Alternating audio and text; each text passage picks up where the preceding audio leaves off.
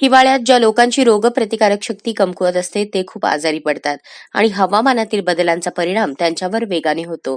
अशा वेळी आहार निरोगी करणे गरजेचे असते. त्यामुळे रोगप्रतिकारक शक्ती वाढते. जेव्हा शक्ती वाढवण्याचा विचार केला जातो तेव्हा दूध हा सर्वोत्तम शाकाहारी आहार मानला जातो, कारण त्यात अनेक पोषण घटक असतात. दूध कॅल्शियमचा एक उत्कृष्ट स्रोत आहे आणि बऱ्याच पोषक तत्वांनी समृद्ध आहे. एका मोठ्या कपात म्हणजेच सुमारे 250 ग्रॅम दुधात दैनंदिन गरजेच्या 88% पाणी, 8.14 ग्रॅम प्रथिने, 12 ग्रॅम साखर, 12 ग्रॅम कार्ब, 8 ग्रॅम चरबी, व्हिटॅमिन B12, B2, फॉस्फरस आणि अनेक पोषक घटक असतात.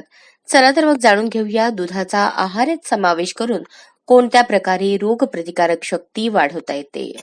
अशाच नवनवीन अपडेटसाठी जनता राज्य न्यूज चॅनलला सबस्क्राईब करा, लाईक करा आणि शेअर करायला विसरू नका.